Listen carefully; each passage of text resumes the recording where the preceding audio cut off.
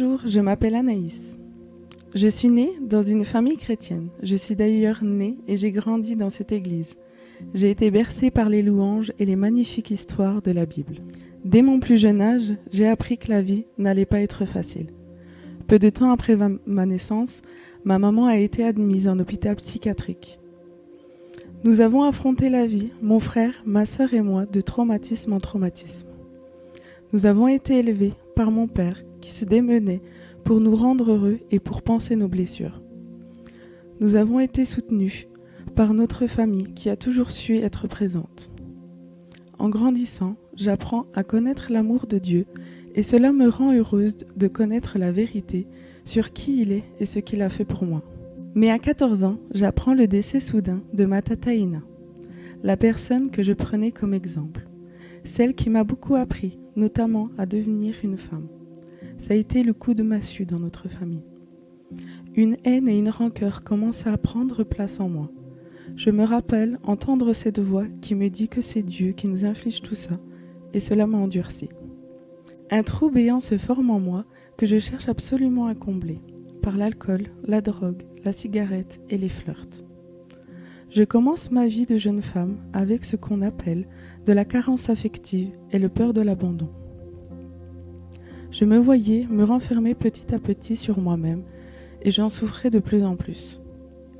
Les années passent et je rencontre mon meilleur ami, Jérôme, qui devient par la suite mon petit copain.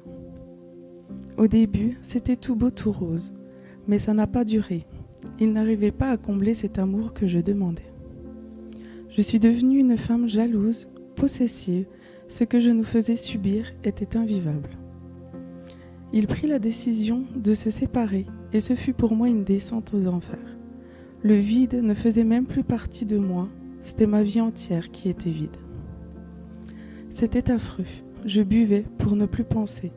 J'eus plusieurs pensées suicidaires car la souffrance était trop insupportable.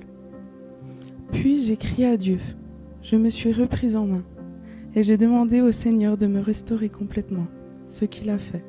Du jour au lendemain, je me sentais comblée et aimée. C'est alors que j'ai demandé au Seigneur que si ce n'était pas sa volonté que je me mette avec Jérôme, qu'il déracine en moi ces sentiments que j'éprouvais pour lui.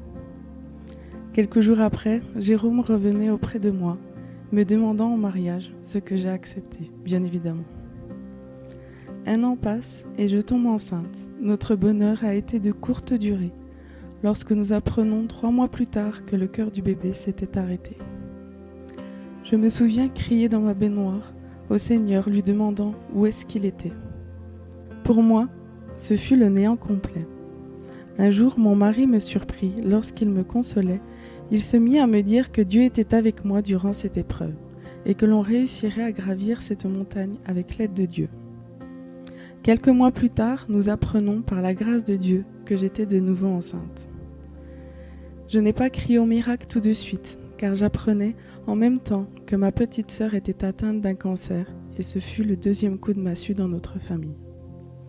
Alors que j'avançais petit à petit dans ma grossesse, la maladie de ma sœur, elle, prenait de plus en plus de place. Nous souffrions tous, mais tous prions pour sa guérison et nous avions la foi. Et puis enfin, le miracle de Dieu. J'apprends que ma sœur est en rémission. Peu de temps après, j'accouche de mon petit trésor, mon premier miracle. Mon intimité avec le Seigneur devient de plus en plus intense.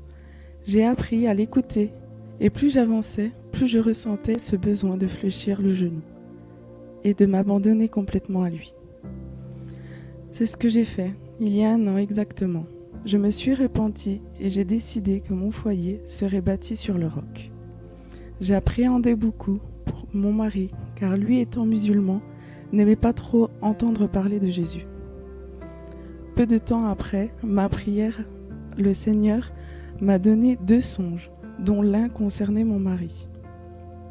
J'en eus tout de suite la signification, que c'était le moment de lui parler du Christ, de la vérité.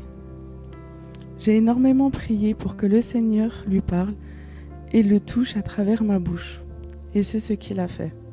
Aujourd'hui, je suis heureuse de vous dire que moi et ma maison, nous servirons l'Éternel. Je m'appelle Anaïs et c'est mon histoire. Transport métamorphosé à ton image comme un miroir, je reflète ta gloire.